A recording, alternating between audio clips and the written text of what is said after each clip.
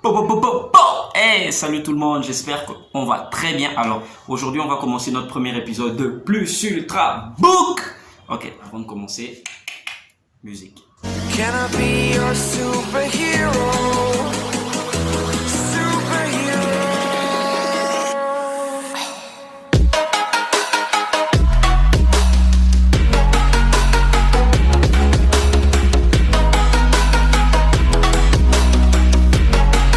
Can I be your superhero? Superhero. Superhero.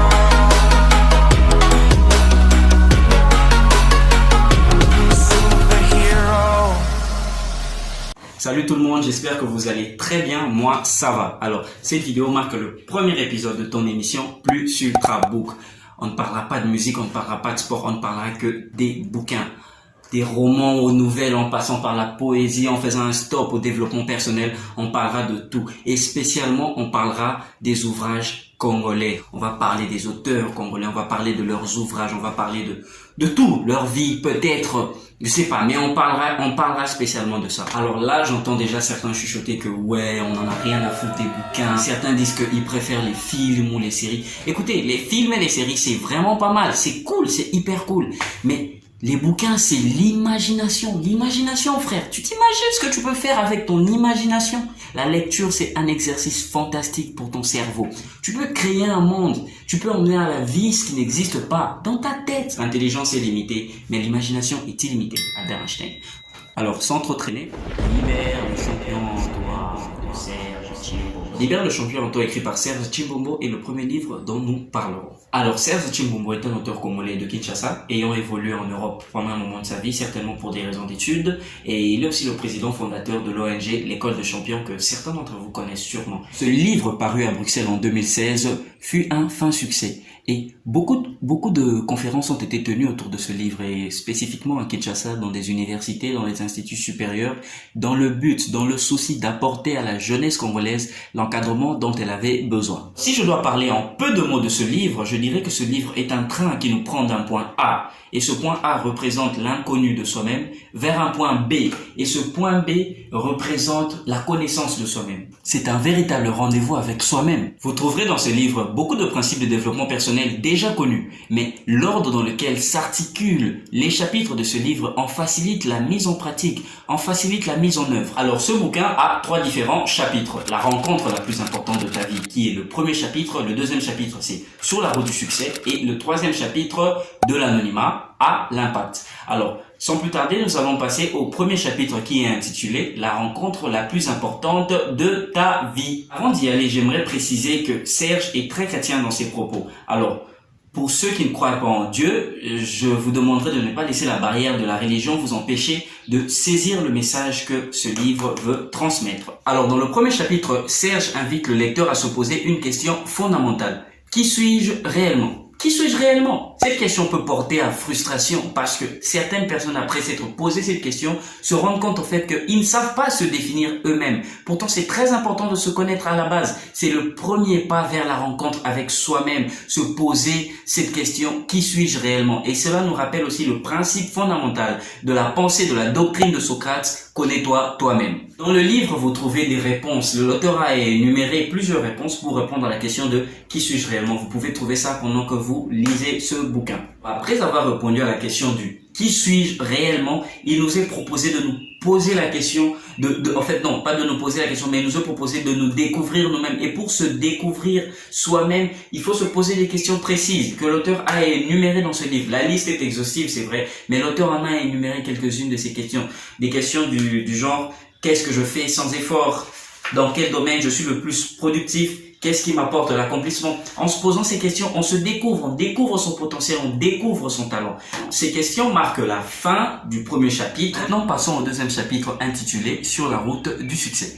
Alors, dans le deuxième chapitre intitulé « Sur la route du succès », l'auteur met un accent sur le talent. L'auteur définit le talent comme étant le canal par lequel s'exprime aisément le rêve. Chacun de nous a un talent. Il faut avoir un talent avéré qui te permet de pouvoir surmonter certaines difficultés facilement. L'auteur plus loin parle de ce que nous offre le talent. Il a énuméré beaucoup de choses, il a parlé d'énormément de choses, mais nous allons aller plus loin.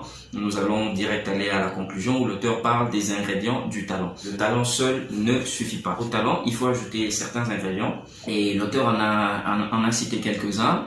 La liste est exhaustive. Le premier ingrédient, c'est la confiance en soi. La confiance en soi, l'auteur dit que c'est le sel même du plat de la réussite. C'est le socle.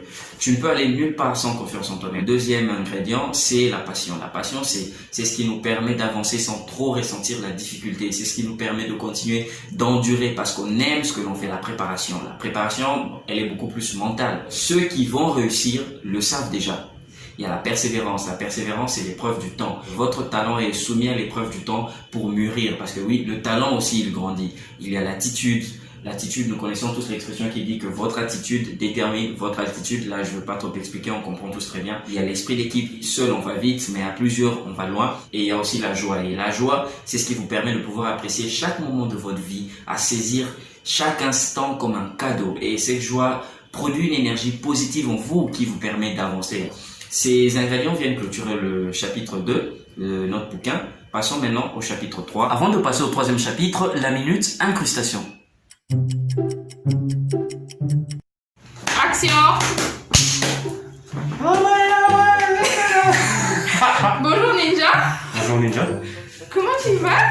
Je vais bien et toi, ça va? Oui, ça va. Non. Ça va aussi? Oui, ça va. La fille qui se met, c'est la fille qui se met. Donc c'est l'émission Libère le champion en toi de l'édition Zoé. L'édition Zoé. En fait Zoé ici c'est Zoé Oui, que vous connaissez c'est très sûrement bien. ça. C'est Libère le champion en toi. Qu'est-ce que ça veut dire? MJ, tu prends toute la place. Dites-moi, qu'est-ce que ça veut dire? Faut autant de... Ouais, qu'est-ce que ça veut dire? Oui. Oh mais bon, dites-moi. Maintenant, passons au troisième chapitre intitulé de l'anonymat à l'impact. Alors, dans le troisième chapitre de l'anonymat à l'impact, le chapitre le plus court déjà, l'auteur parle précisément de lumière et que nous pouvons apporter notre contribution, une valeur ajoutée au fonctionnement de notre société. Chacun a cette capacité, la personne n'est inutile. Il faut passer à l'impact, il faut passer à l'action et passer à l'action implique apporter des innovations, apporter ses idées, apporter des actions, poser des actions. Et c'est clairement dit dans ce bouquin, vous pouvez le lire, le parcourir. Ce chapitre marque la fin de notre livre « Libère le champion en toi ». Merci beaucoup d'avoir été nombreux à regarder cette vidéo jusqu'à la fin. Alors, Plus Ultrabook a été créé pour deux raisons. La première raison, c'est le partage de la passion pour la lecture. Nous lirons tous les auteurs, que ce soit des auteurs locaux et internationaux. Nous en avons parlé au début de la vidéo.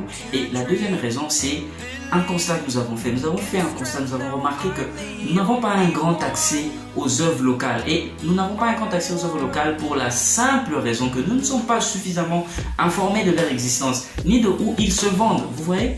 Pourtant, nous avons plein d'auteurs fantastiques. Voilà pourquoi il faut promouvoir la littérature congolaise, il faut promouvoir les œuvres congolaises afin de permettre à tous les Congolais de savourer l'intellect, le génie, la créativité des Congolais. Alors, je vous invite à partager un maximum cette vidéo. Partagez-la. Abonnez-vous, likez.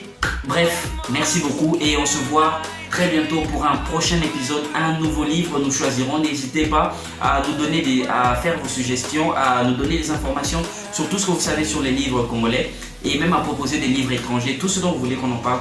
Proposez et on choisira un livre, on va le lire et on en parlera. Et je vous dis à très bientôt. Bye bye.